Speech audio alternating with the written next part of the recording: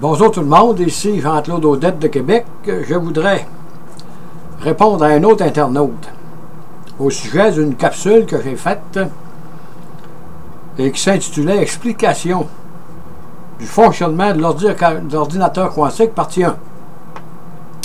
Ceci est une réponse que je donne à un internaute qui s'appelle, son nom dans l'Internet, c'est Raven.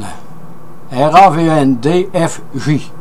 C'est comme ça qu'il s'appelle dans l'Internet. Et je vais lire la question qu'il m'adressait.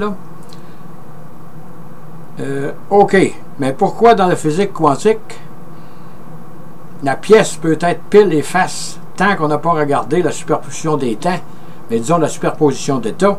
Mais pourquoi?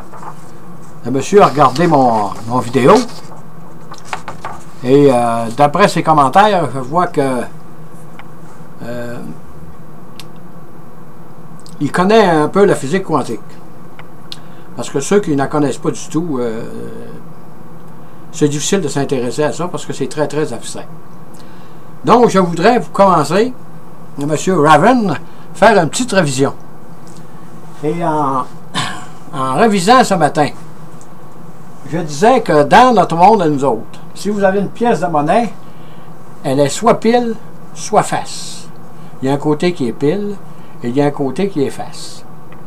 Ça, c'est dans notre monde. Mais dans le monde quantique, c'est pas tout à fait pareil. Mais là, j'ai refait mon dessin, mais il est mieux fait. Et ici, je vous montre une pièce de monnaie, là. Voyez-vous, il y a un bord qui est pile, l'autre est face. Ça, c'est dans notre monde.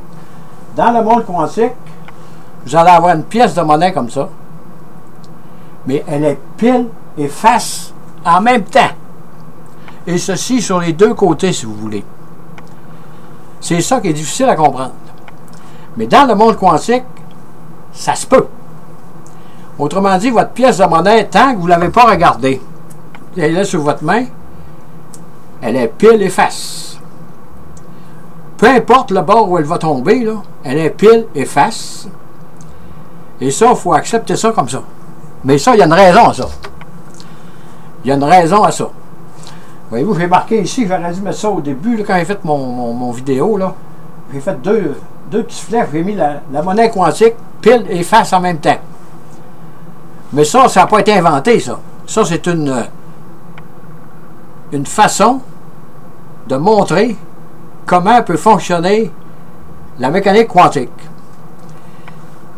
Et maintenant, si je tourne l'autre bord, là on va rentrer un peu dans la physique quantique. Là.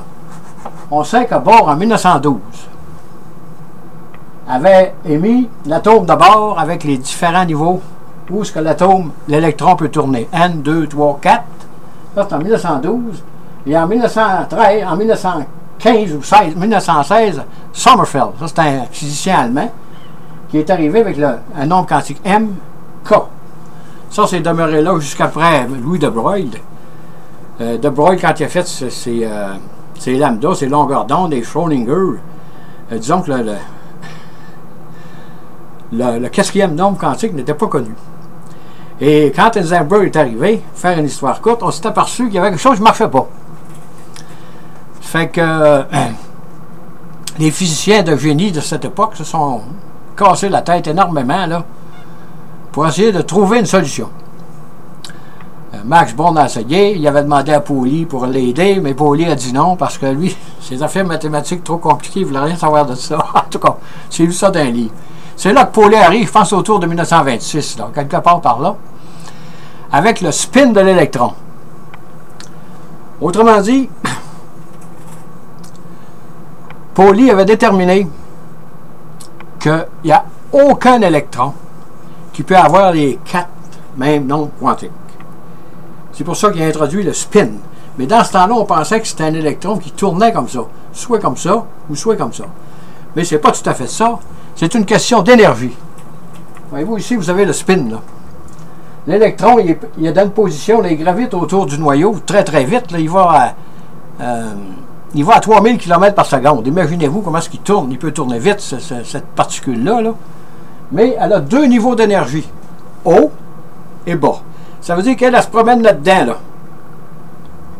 Haut et bas. Ça, c'est en même temps. C'est ça, la superposition d'états. Elle a l'énergie haute et l'énergie basse. La particule se promène là-dedans avec ces trois autres nombres quantiques. Il n'y a personne qui peut aller là. Il n'y a aucun autre électron qui peut se pointer à face là-dedans. Ça, c'est ça la mécanique quantique.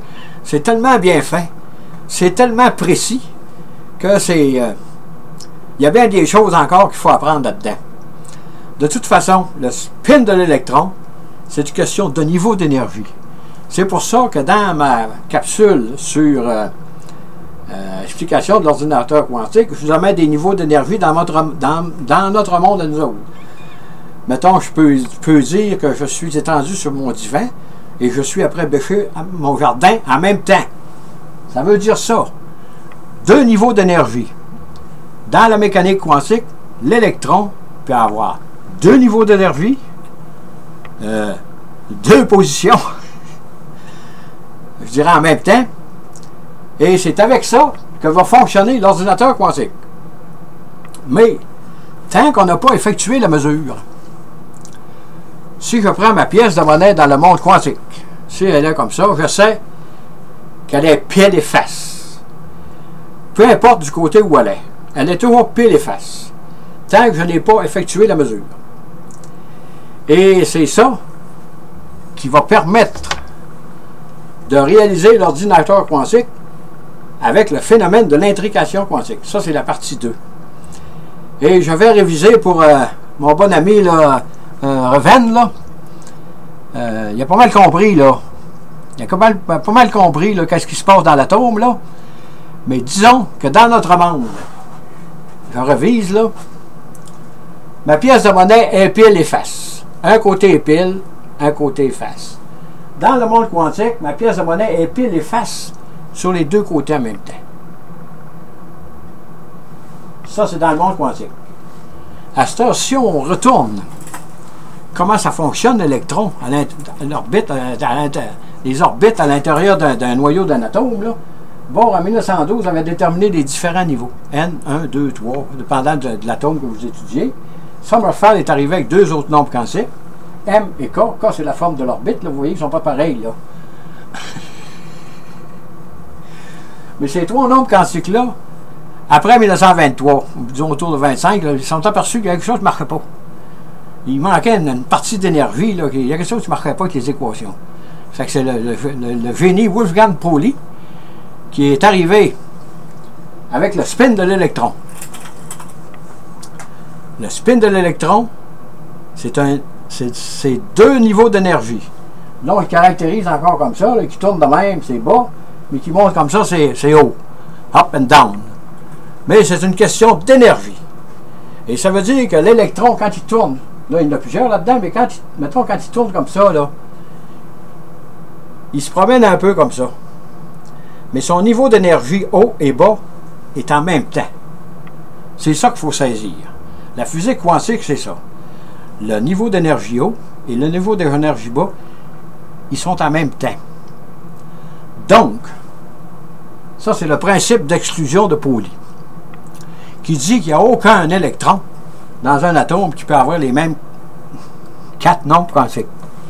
À ce moment-là, c'est ça qu'avec ça que vous allez être capable, les physiciens vont être capables un jour de construire l'ordinateur quantique. Parce que vous avez deux. Là, il faut que vous alliez voir la partie 2 là, pour comprendre mieux, là, avec l'intrication quantique, qu'est-ce que ça fait. Ça veut dire que dans notre monde, c'est impossible. Moi, je ne peux pas marcher et courir en même temps. Je cours ou je marche. Deux niveaux d'énergie. Mais dans le monde quantique, je peux marcher, disons, et je peux courir en même temps. C'est ce que l'électron fait avec son niveau d'énergie. Énergie haute, énergie basse. À ce moment-là, il y a deux spin up, spin down. Ça, c'est en même temps. Et ça, il faut méditer ça quand on commence à étudier la physique quantique, ou peu importe, qu'on s'intéresse à ça, parce que c'est très, très difficile à saisir, parce que dans notre monde, ça se peut pas.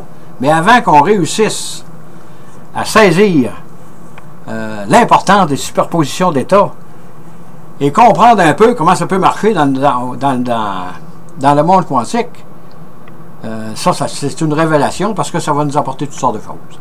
Là, j'avais terminé mon vidéo, M. Raven, là, en espérant que ceci va compléter votre compréhension de l'ordinateur quantique qui est à venir. Mais là, on réalise de plus en plus qu'il va être très difficile à faire. Au début, on pensait que c'était une question d'années, mais là, ça va être beaucoup plus long que ça, parce qu'il y a beaucoup d'instabilité à l'intérieur des atomes. C'est très, très fragile, puis la minute qu'on veut, les superpositions d'états disparaissent. Sur ce, je vous dis bonne écoute, merci et à la prochaine.